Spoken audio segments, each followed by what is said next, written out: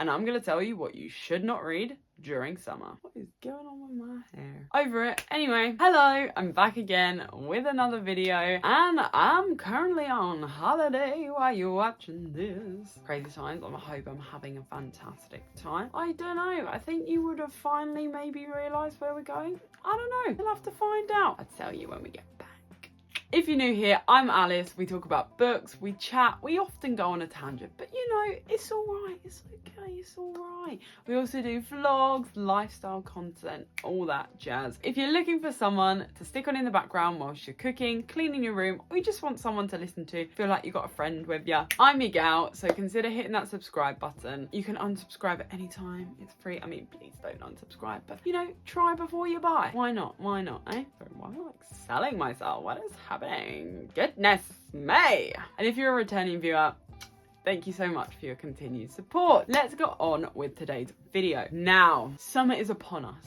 Okay, you wouldn't know. In England, you wouldn't. It's July and it's raining and I don't know what's happened. Look what we've done to the world. Yeah, if you know that X Factor audition, you're a legend. It's July, it's raining. And I just feel a little bit not excited for the summer reads. You know what I mean? So I've been seeing lots of summer read stuff all over the place, and you'll even see one of my summer reads, which books I would read and which ones I wouldn't. So, you know, stay tuned for that. I'm not sure which order the videos are coming out. So if you haven't seen it, go see it. It might be out. If not, you only have to wait 2 days and then come back, it'll be out again. But I kept seeing summer recommendations, summer book talk, all this stuff, and then I thought, what are the books I would not read in summer? Because we're missing that there. There's no warning of actually don't read this book in summer because it's much better at a different time of year, or why it might not be best for you to read it this summer, especially when they're quite popular books as well. This video has entered the chat and this is what we are now making. So buckle in,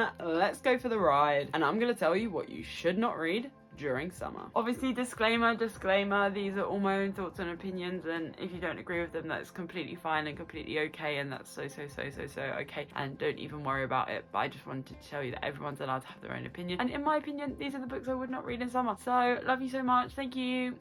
So we've got 3 main sections. So let's start with emotional. I have 2 books that I would not read during summer. However, I would definitely recommend you to read them, just not during summer, and I'll tell you for why. So first of all, we've got Before the Coffee Gets Cold. This is a lovely little book, and it may look tempting because it's quite short and it's quite small, easy to put in your hand luggage, but I would not take this as my summer read. The reasons are, 1, it's a bit of a tearjerker. It definitely takes you on an emotional roller coaster, and I don't think everyone wants to be sat at the pool or on the beach or wherever they may be on their holiday crying their little eyes out. Don't know about you, but that doesn't exactly sound like my ideal of fun. I want to be crying on my holiday because I'm having such a good time. Do you know what I mean? Now, this also left a little bit of a profound after moment with me too. I was very much thinking about all the morals and the thoughts in this book, and I really loved it, but it did like stay with me for a little bit longer than say something like Bridgerton. You kind of read it and you're like, oh my god, I love that, and then you move on to the next one. Do you know what I mean?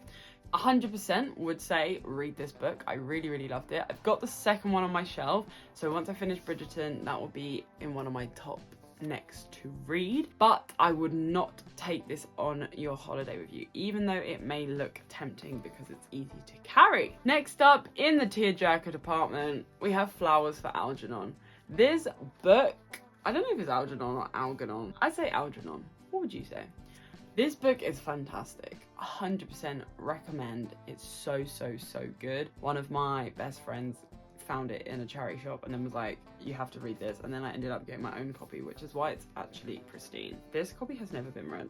I can't. I want to keep it beautiful, immaculate. However, it's quite a lot to have on holiday. Again, it's quite a small, easy book to take, and you might see this book and it's got really good reviews and really good recommendations, but I would not take it on holiday. And not only because it is a bit of a tearjerker, but also just the theme throughout. It's very profound, very moving, it's very clever, and I just feel like, I don't know about you, but when I go on a holiday, I like to have something I can just relax, kind of detach from. And I guess that's a reoccurring theme with all of these books for the most part that I'm going to show you today. They do require a bit of thinking to some extent. I just think that when you go on your holiday, you want those, you know, Emily Henry, Colleen Hoover, Taylor Jenkins Reid, Bridgerton, those kind of books. You want something you can kind of just like disappear in a little bit, rather than something profound like this. But I love this book, so definitely give this a read, but maybe not on your summer holiday or in the summer. Next up, we have P&P.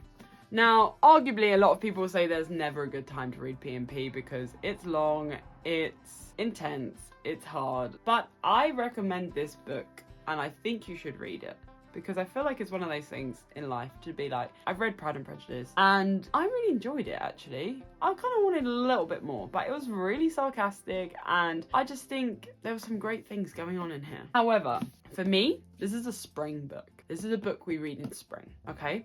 When it's like kind of sunny outside, but you have a little bit of rain, you have the change in weather, and I think that this book suits spring perfectly, in my opinion. That's my vibe, right? That's the vibe I'm getting from. So for me, I think this is a little bit too much for summer. Also, I mean, you don't have to get a mega edition like I did. I will talk about this till literally forever. This copy I found in the charity shop for like £2.50 and maybe even less, maybe like £1.50, I can't remember, and its retail value is like 20 quid. But isn't it just such a beautiful edition? And I just, wow, and I just love it when it comes with its own little bookmark. Good times. But I would definitely say read P&P. I mean, it's not for everyone. If you're not a classics fan, then obviously I wouldn't waste your time on trying to force yourself to like something you don't like. Read something obviously that you're gonna like more. But if you want to give it a go, P&P is a good classic, but I think it's definitely more springtime, for sure. Next up, we have The Dead Romantics. Now, I read this book, I think I gave it like 3 stars. It was the middle of the road. I enjoyed it. In terms of romance, it was different to a lot of other romances I've read, and that is why it got kept on my shelf and not given away like some of my other romances, because I do think it's quite a cool concept. I do think it's quite unique, and I've never read anything like this, so I did really enjoy this. However, I would say this is definitely an autumnal read. I know it's bright and it's colourful, but don't be fooled. I wouldn't think this is a summer read. I mean, for a start, we've got oops, but I feel like this was an autumnal read for me. I don't know, it just had a little spooky vibe, but not spooky vibe, if that makes sense. I feel like on the cusp of autumn would be a good time. Like maybe the end of August, September. This would be a nice time to read this book. But I don't think it should be a summer holiday read. And I don't think it was necessarily tearjerker. I think it might have been a bit emotional in some places. But I just feel like there's definitely more light-hearted things you could read in the summer. And like I said, definitely a cusp of autumn kind of book. I do love the colour choice though, like it's very bright, isn't it? I mean, I know I don't normally like people on the cover, but I'm happy to kind of just ignore that for everything else. And you can't really see a face. The faces are my issue. The faces are my issue. We'll talk about that one day. We'll talk about why that's an issue. Next we have Babel. This book is insane in the membrane. I love it, but obviously don't take it with you. It's huge. You can take it on Kindle. Again, it's still huge. It's going to take you a really long time to read. Well, it depends how fast you are, but for the most part, it's going to take you at least a good chunk of your time to read this. I mean, fantastic. Gobble me, swallow me. It's quite hard to get into at first, but if you persevere, it's really good, and you definitely can't put it down. But again, this for me is an autumnal read. This is like the pinnacle of autumnal reads. Actually, there's one book which you might see in a bit that is actually the pinnacle, but this is pretty much as close as we get. I really liked this book. I really enjoyed this book. It took me a while to read it though. It did take me a while to read it. But I would recommend this if you haven't read Babel. I mean, I know a lot of people have. It's kind of, come on, Alice, get with the times. But everyone's on to Fourth Wing and other stuff. Well, actually, probably everyone's over Fourth Wing now. But, yeah, I still need to read that. Oops. I'll get there. But this is great. I love it. It's just very autumnal, and it's not the summer vibe in my opinion. You need to feel like, to be honest, even could be like winter vibes, sure. Because I feel like you just need to like cozy up in your room, play like a fake fire, or if you have, obviously be careful with fire, but if you have a fireplace or whatever, get your little fire crackling and just sit there and read it with your hot cup of coffee or hot chocolate or tea or whatever you drink. That's the vibe. That is the vibe. And last but not least, probably one of my favorite books of all time, The Secret History. Now this book is insane. Like, it's so good. Honestly, probably one of the best things I've ever read. I love this book with a passion. But it is not a summer read, and don't be fooled, because I know people and my friends have taken this before on their summer holiday, and it's a lot. It's a lot. There's a lot going on in the themes. Obviously, I don't know if I said this earlier, but always read the trigger warnings before you read any book. But this book is, there's so much going on. It's also quite meaty. Like, don't be fooled that it looks like, oh yeah, ignore the little pink stain that I got on there. Oops. Ignore sort of how it looks normal book-ish. It's quite long. It's like 600 pages. Yeah, about 600 pages. When I say 600 pages, it's like 600 pages. Like, look. It's not big writing. It's pretty small writing, actually, in the grand scheme of things. And you really have to pay attention. Really have to pay attention. But I love this. And this book is the pinnacle of autumn. Now, you need, honestly, reading this in a coffee shop, reading it in a little cozy corner, putting your fire on, getting your hot drink.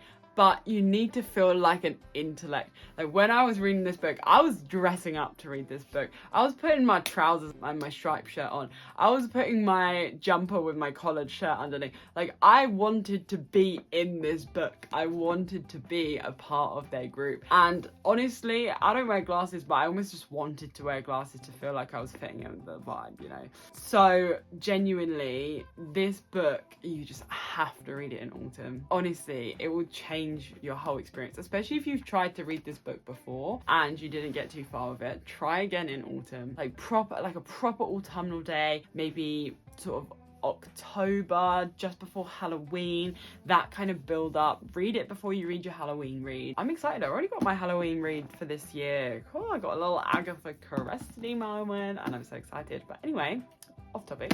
Just snuggle up and get comfortable and sit there with your book. And also, this is a great one if you have a friend that reads and you both want to read this book, read it together, because honestly, you need to have someone to talk to about this. Like, I mean, come talk to me if you haven't got anyone to talk to about this. Come talk to me, but this book is insane. If you read it, drop me a comment down below and we can chat about it. Also, I don't know if I want to be really pluggy, but I have an Instagram account. I don't have a main one, but I do have one that I post my little photos on. So if you'd be interested in that, let me know. I'll put it in the description. That way you can drop me a little message if you want to talk about books. And yeah, fun times. Woo. So these were my non-recommendations for summer. I know this sounds like a funny video, but in my head I just thought, let's play on what everyone's doing right now and let's reverse it, you know?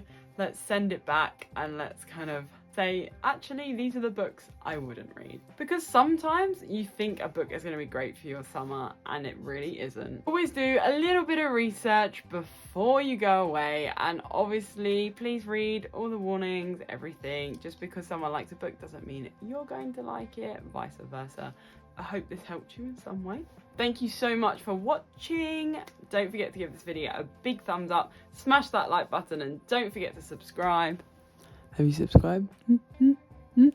Thank you so much. And until the next one, I'll see you then. Bye! Like really channeling Thailand Alice here. It's a bit of a tear dart, sorry. Putting, hello, my striped shirt